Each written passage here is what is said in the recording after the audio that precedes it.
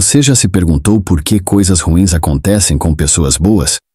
Hoje, vamos mergulhar em uma das histórias mais intrigantes e profundas da humanidade: a saga de Jó. Imagine perder tudo o que você ama e ainda manter a fé. Este não é apenas um relato antigo. É uma jornada emocionante que desafia nossas crenças mais profundas. Descubra os mistérios de Jó, um homem que enfrentou o inimaginável e ainda assim permaneceu firme. Fique conosco e veja como essa história milenar ainda ressoa poderosamente em nossas vidas hoje. Nesta história bíblica do livro de Jó, encontramos um homem rico chamado Jó, que vivia numa região conhecida como Uz. Ele tinha uma grande família e possuía rebanhos imensos. Jó era uma pessoa íntegra e justa, sempre empenhado em viver uma vida moral, e tinha uma relação muito disciplinada com Deus.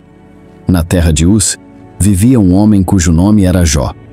Este homem era irrepreensível e honesto, temia a Deus e evitava o mal. Ele tinha 7 filhos e 3 filhas, possuía 7.000 ovelhas, 3.000 camelos, 500 jugos de bois, 500 jumentos e uma grande quantidade de servos. Era considerado o maior entre todos os povos do Oriente. Os filhos de Jó costumavam realizar festas em suas casas em seus aniversários e convidavam suas 3 irmãs para comer e beber com eles. Após um período de celebrações, Jó organizava um ritual de purificação para eles.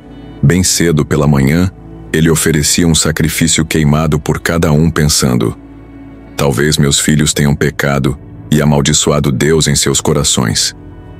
Essa era a prática constante de Jó, conforme descrito no primeiro capítulo, versículos de 1 a 5. Deus destacou as virtudes de Jó para Satanás.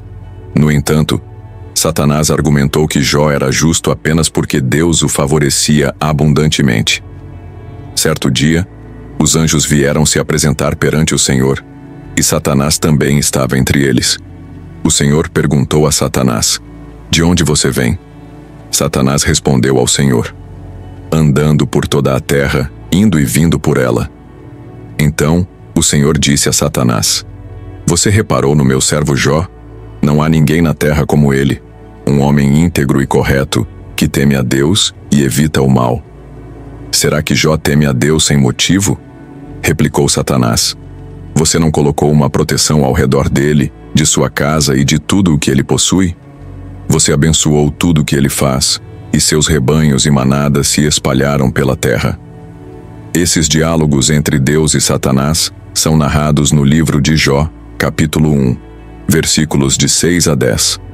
Satanás desafiou Deus, dizendo que, se fosse permitido infligir sofrimento a Jó, ele mudaria e amaldiçoaria a Deus.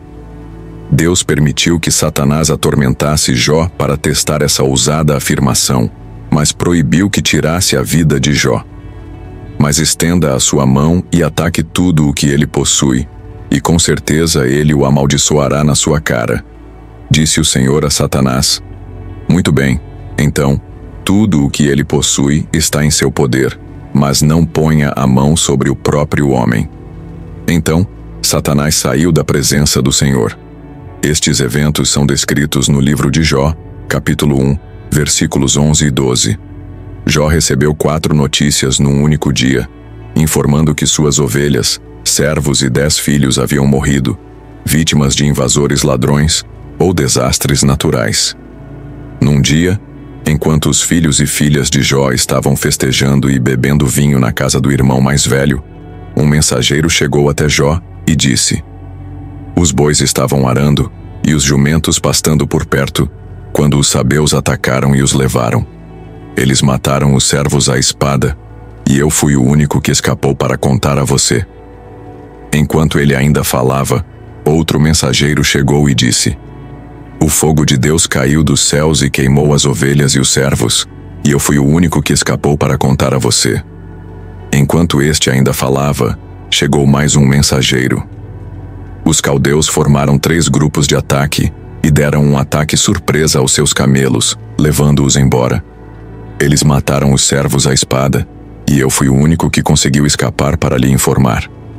Ainda falando, outro mensageiro chegou dizendo: Seus filhos e filhas estavam festejando e bebendo vinho na casa do irmão mais velho, quando de repente, um vento forte veio do deserto e atingiu os 4 cantos da casa. Ela desabou sobre eles, e eles morreram. Eu sou o único que escapou para contar a você. Esses eventos trágicos são descritos no livro de Jó, capítulo 1, versículo 13. No seu luto, Jó rasgou suas vestes e raspou a cabeça, mas ainda assim louvou a Deus em suas orações. Então Jó se levantou, rasgou seu manto, rapou sua cabeça e, prostrado ao chão, adorou, dizendo: Nu saí do ventre da minha mãe, e nu partirei. O Senhor deu e o Senhor tirou. Bendito seja o nome do Senhor. Em tudo isso, Jó não pecou, nem atribuiu a Deus qualquer falta. Essa resposta de Jó está no livro de Jó, capítulo 1, versículos 20 a 22. Satanás aparece no céu novamente, e Deus lhe dá outra oportunidade para testar Jó. Desta vez, Jó sofre de terríveis feridas na pele. A esposa de Jó tenta persuadi-lo a amaldiçoar Deus e desistir da vida, mas ele resiste e tenta suportar seus sofrimentos. 2 tramas são habilmente entrelaçadas, uma celestial e outra terrena. Os acontecimentos na terra são o resultado de algo que já ocorreu no céu, assim como a guerra na terra imediatamente após um conflito no céu, como no livro do Apocalipse. Elifaz, Bildade e Zofar, 3 amigos de Jó, chegam para consolá-lo, sentando-se com ele em silêncio por 7 dias em respeito ao seu luto. Jó fala no 7º dia, iniciando um diálogo no qual cada um dos 4 homens oferece descrições poéticas de seus problemas. Jó amaldiçoa o dia do seu nascimento, comparando a vida e a morte com a luz e a escuridão. Ele deseja nunca ter nascido, e que seu nascimento tivesse sido encoberto pelas trevas, sentindo que a vida apenas aumenta sua agonia.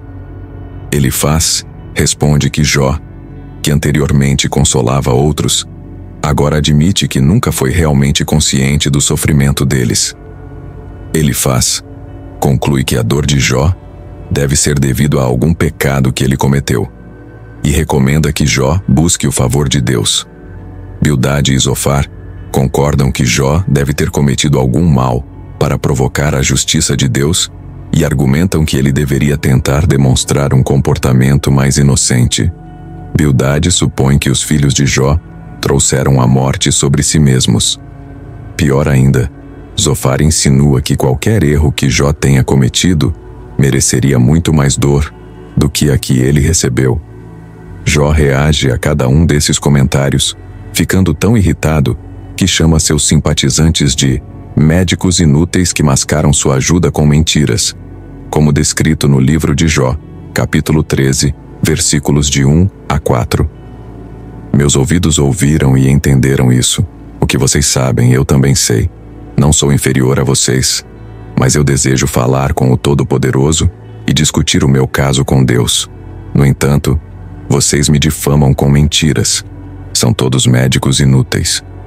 Jó questiona por que Deus julga as pessoas com base em suas ações, quando ele poderia facilmente corrigir ou perdoar esses atos. Jó fica perplexo sobre como um ser humano pode satisfazer completamente a justiça de Deus, dado que os caminhos de Deus são misteriosos e além da compreensão humana. Além disso, os humanos não podem convencer Deus com suas palavras. Deus não se deixa enganar, e Jó admite que nem mesmo conhece a si mesmo o suficiente para defender seu caso perante Deus. Jó anseia por alguém que possa mediar entre ele e Deus, para que não seja condenado ao Sheol, o submundo. Jó acredita que, no céu, há uma testemunha ou redentor que atestará sua integridade, como ele expressa no capítulo 19, versículo 25. Sei que o meu Redentor vive, e que, no final, ele se levantará sobre a terra. E no capítulo 16, versículo 19. Agora mesmo, a minha testemunha está no céu, o meu advogado está nas alturas. O sofrimento se torna insuportável para Jó, e ele se torna amargo, ansioso e assustado. Ele lamenta a injustiça de Deus permitir que pessoas más prosperem, enquanto ele e muitas outras pessoas honestas sofrem. Jó quer enfrentar Deus e protestar, mas não consegue encontrá-lo fisicamente. Ele pensa que a sabedoria está oculta da humanidade, mas resolve persegui-la temendo a Deus e evitando o mal. Eventualmente, Deus intervém no diálogo divino da primeira rodada. Durante seus discursos, Jó pediu a Deus 36 vezes que falasse com ele. Agora, seu desejo é atendido. Nas 2 vezes em que Deus fala com Jó, isso acontece no meio de uma tempestade. Há um certo humor na maneira como Deus se dirige a ele. Jó é lembrado por Deus de que ele é o Criador de tudo. Deus percorre sua impressionante atividade de criar e sustentar o mundo, perguntando a Jó se ele poderia igualar essa obra. Ele termina perguntando se Jó está em posição de julgar, dizendo que é impertinente para ele. Jó acreditava que Deus deveria se explicar a ele. No entanto, Jó é feito sentir-se muito pequeno. Eventualmente, Jó responde: "Sou indigno, como posso responder-lhe?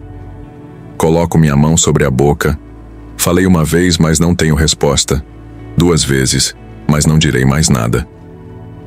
No segundo round, Deus não fala sobre si mesmo como Criador, mas sobre 2 de suas criaturas. O discurso está cheio de humor mais uma vez. Ele pergunta a Jó sobre seus pensamentos a respeito do hipopótamo, o behemote, e do crocodilo, o leviatã, como se essas incríveis bestas detivessem as respostas para os grandes problemas da vida. Jó é lembrado de que não pode entender Deus, nem o mundo animal, muito menos o mundo moral. Assim, o ponto principal de Deus é: "Por que você está tentando discutir comigo?" Jó responde que Deus é onisciente e que nenhum plano dele pode ser frustrado.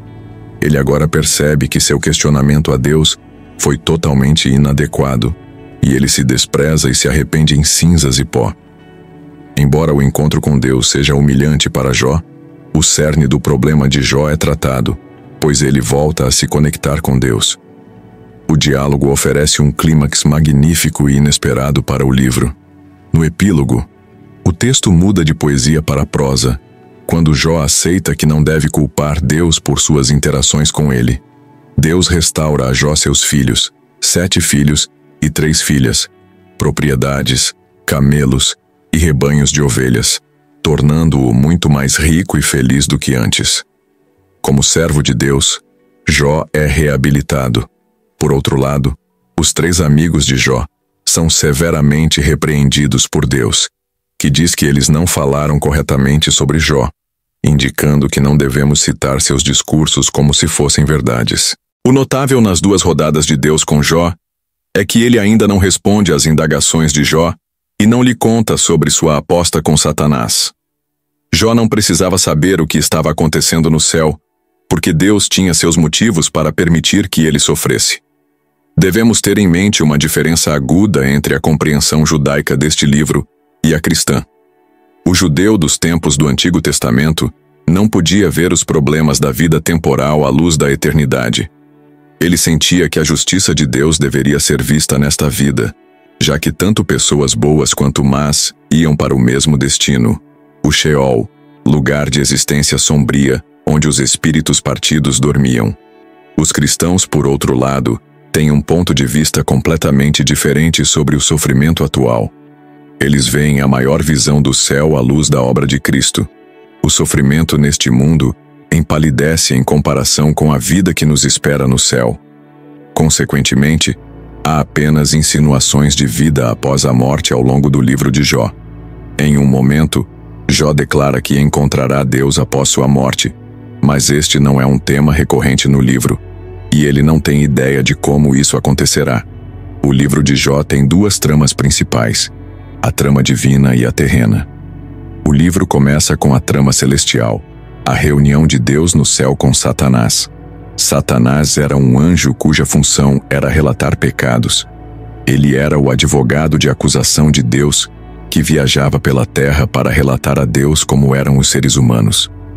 No tempo de Jó, Satanás havia se tornado tão cínico que não acreditava que alguém pudesse amar a Deus pelo próprio Deus.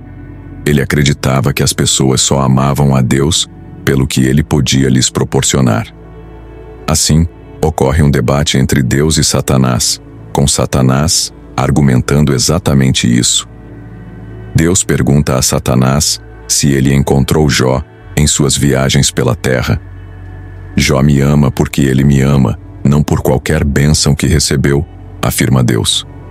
A resposta de Satanás é cínica, argumentando que se Deus tirasse as bênçãos de Jó, ele blasfemaria contra Deus, assim como qualquer outro. Como resultado, ocorre a aposta divina. A tensão é essencial em qualquer drama excelente. Jó desconhece a aposta divina, enquanto o leitor está a par. O teste seria inútil se ele soubesse. Esse encontro nos ensina verdades valiosas sobre Satanás. Primeiramente, sugere que ele não pode estar em dois lugares ao mesmo tempo, não sendo dotado da onipresença de Deus. A trama humana, o debate entre Jó e seus companheiros, ocupa a maior parte do livro. Por que Jó está sofrendo mais do que outras pessoas? A questão central abordada é: por que as pessoas sofrem? Existem dois pontos de vista. A. Os amigos estão certos de que o sofrimento de Jó é devido ao seu pecado. B. Jó tem certeza de que não está pecando e protesta sua inocência. A troca é cheia de suspense, pois o leitor sabe que Jó está correto. A estrutura de duas tramas do livro nos lembra que ninguém conhece o quadro completo quando se trata de entender por que as pessoas sofrem. Deve ser muito difícil se defender quando se está em tanta miséria. Além da busca por explicações, todos são confrontados com uma pergunta maior. Posso continuar a acreditar em um Deus bom quando tudo parece estar dando errado? O livro de Jó oferece uma resposta a essa pergunta. Qual foi a maior dor de Jó? Isso esclarece a importância deste tópico. Foi uma confrontação física? Ele estava coberto de feridas da cabeça aos pés, cansado, exausto e em dor excruciante. Socialmente, devido à sua aparência física e ao fato de que a comunidade local estava ciente de sua recente tragédia, ele se tornou um pária social. As pessoas andavam do outro lado da rua, em vez de conversar com ele, enquanto ele se sentava na pilha de cinzas na extremidade da aldeia. Até os adolescentes riam dele. Mentalmente, ele enfrentou a dor de não saber por que essas coisas angustiantes estavam acontecendo com ele, especialmente porque parecia não haver nada em seu passado que apontasse para isso. Espiritualmente, sua angústia era muito pior do que qualquer outra, pois ele se sentia afastado de Deus. Jó clamou, implorando a Deus para localizá-lo, falar com ele e até mesmo discutir com ele. Essa foi a verdadeira dor mais excruciante. O sofrimento é muito mais agonizante se acreditarmos que Deus está distante e desinteressado. No entanto, quando Jó finalmente conseguiu falar com Deus, as coisas não aconteceram como planejado. Para os cristãos, o livro de Jó pode ser visto no contexto do Novo Testamento. Primeiro, Deus permitiu que Satanás provocasse a morte de Jesus na cruz, com o próprio filho perguntando: "Meu Deus, por quê?" Assim como com Jó, Deus não explicou por quê. Isso sugere que até o Filho de Deus perdeu o contato com o propósito de seu sofrimento sob a intensidade do tormento da crucificação. Segundo, o cristão entende que a vida continua além da morte. Os problemas do sofrimento não precisam ser resolvidos nesta vida. É interessante notar que na versão grega do livro de Jó, um versículo adicional foi acrescentado, afirmando que ele, Jó, ressuscitará com aqueles que o Senhor ressuscitar. Terceiro, essa esperança de ressurreição nos lembra que haverá uma reivindicação final de Jó. Os cristãos acreditam que Jesus retornará para julgar os vivos e os mortos no final dos tempos. Um dia, haverá uma cena de tribunal em que Jesus se sentará como juiz, e todas as pessoas más e piedosas que já viveram estarão diante de seu trono para serem julgadas de acordo com suas ações no corpo. Então, tudo pelo que Jó ansiou está prestes a se tornar realidade. a justiça de Deus será aplicada a toda a raça humana em uma reivindicação pública de justiça. Acabamos de explorar as profundezas da história de Jó, uma jornada de fé, sofrimento e redenção que toca a alma e desafia nossa compreensão. Se você se sentiu inspirado, intrigado ou até mesmo questionando, saiba que há muito mais a descobrir. Cada história que compartilhamos aqui é uma nova oportunidade de olhar para dentro de nós mesmos e para o mundo ao nosso redor. Não perca nenhum momento dessas explorações fascinantes. Inscreva-se agora, dê um like se você se conectou com a história de hoje e compartilhe nos comentários como ela impactou você. E não se esqueça de compartilhar este vídeo com alguém que, como você, ama desvendar os mistérios da vida e da fé. Juntos, vamos continuar essa jornada de descoberta e inspiração. Obrigado por assistir e até a próxima.